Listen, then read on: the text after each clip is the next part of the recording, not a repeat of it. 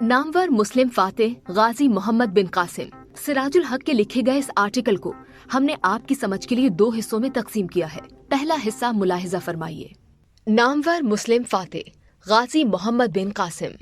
इस्लामी जमहूरिया पाकिस्तान के सूबे सिंध वादी महरान को ये फ़ख्र हासिल है कि सबसे पहले इस्लाम की आमद यहाँ पर हुई और इस्लाम की नूरानी किरणें यहाँ से बरे सग़ीर के मुख्तलिफ इलाकों में फैल गईं। इसीलिए सूबे सिंध को बजा तौर पर बाबुल इस्लाम का नाम दिया गया है। इस खित्ते में इस्लाम की आमद 10 रमज़ानुल मुबारक 93 हिजरी मुताबिक 16 जून 711 ईस्वी से पहले सिंध की जुग्राफियाई हुदूद मौजूदा पाकिस्तान के बेशतर इलाकों पर मुश्तमिल थी। इस्लाम की आमद से पहले सिंध में बुद्ध और हिंदू मत का राज था। लोग बुतों को पूजा करते थे। शिर्क व गुमराही आम थी। अगरचे ये बात अपनी जगह मुस्लिम है कि मोहम्मद बिन कासिम के हमले से पहले इस्लाम इस खित्ते में मुसलमान मुबल्लिगीन, ताजिरों और सयाहों के जरिए पहुंच चुका था। मकरान जो इस जमाने में सिंध से मुत्तसिल मुल्क था, वहाँ इस्लामी हुकूमत की जानिब से वाली मुकर्रर किए जाते थे। लेकिन आमतो नास में इस्लाम की मकबूलियत फतेह सिंध के बाद हुई और लोगों ने जौक दर जौक इस्लाम कबूल किया। इस तरह एक रिवायत के मुताबिक जुनूबी हिंद में मालाबार को इस्लाम का पहला मरकज करार दिया जा सकता है, जहाँ शक्ल कमर का मौजज़ा मालाबार के ज़मोरन नामी राजा ने अपनी आंखों से देखा था और इस वाक़े का इंदराज रोजनामची के सरकारी रजिस्टर में करवाया था। उसे अरब से आए हुए लोगों से ये मालूम हुआ कि अरब में एक रसूल मबूस हुए हैं जिन्होंने ये मौजज़ा दिखाया है, तो राजा ने फौरन इस्लाम कबूल कर लिया और तख्ते सल्तनत अपने वली अहद के सुपुर्द करके कश्ती में सवार होकर पूर्व नबी करीम सल्लल्लाहु अलैहि वसल्लम की ज़ियारत की खातिर रवाना हुआ।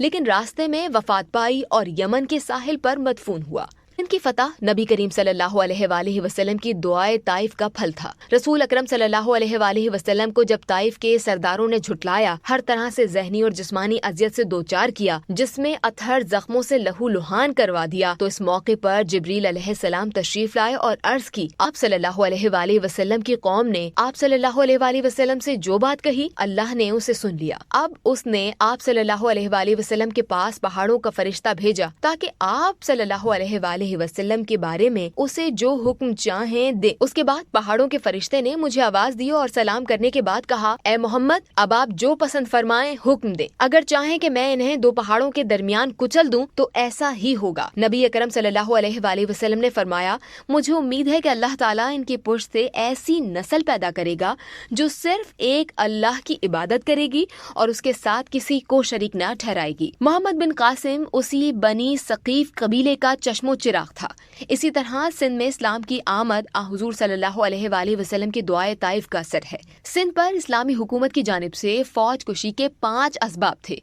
12 हिजरी में खलीफा दोम हजरत उमर फारूक रज़ियल्लाहु ताला अन्हो के दौर में ईरानी फौज से जंग हुई। हजरत खालिद बिन वलीद रज़ियल्लाहु ताला अन्हो मुसलमान फौज के सिपह सालार थे। उस जंग में सिंध की फौज ने ईरानियों का साथ दिया। सिंधी जाट जंगजू थे और अपने पाँव में जंजीर बांध कर लड़ते थे ताकि उनमें से कोई मैदान जंग से भाग न सके।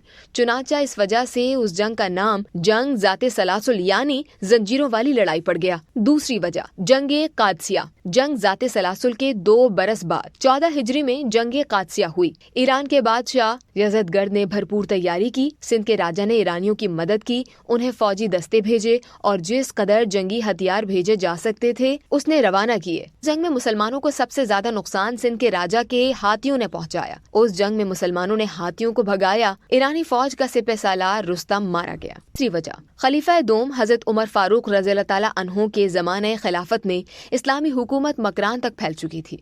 जिस वक्त मुसलमानों ने मकरान फतह किया तो सिंध के फौजी भी ईरानियों के साथ मिलकर मुसलमानों से लड़े, जिसकी कोई वजह नहीं थी। इस तरह सिंध की बरहमन हुकूमत ने इस्लामी हुकूमत के दुश्मनों की मदद की।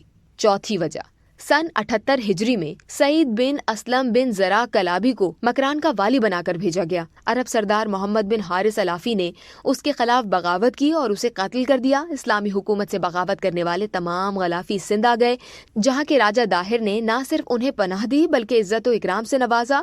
मोहम्मद अलाफी को अपने मुकर्रबीन में शामिल कर लिया। इस तरह उसने इस्लामी हुकूमत के एक बागी गिरोह की सरपरस्ती की।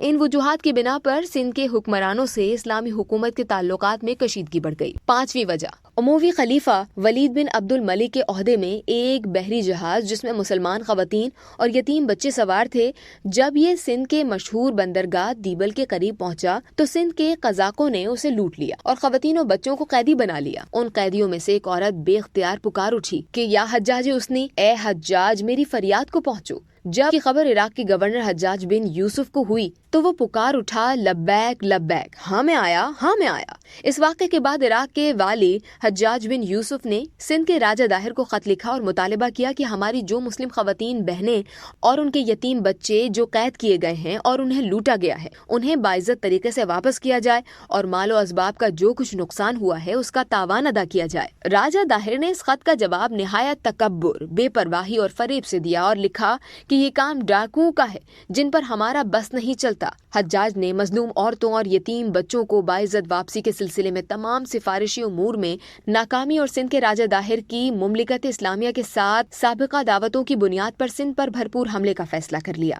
ये था इस आर्टिकल का पहला हिस्सा। अगले हिस्से के लिए डेली जंग यूट्यूब चैनल सब्सक्राइब कीजिए, साथ ही बेल आइकन पर क्लिक कीजिए ताकि हमारी आने वाली वीडियोस की नोटिफिकेशन आप तक पहुंच सके।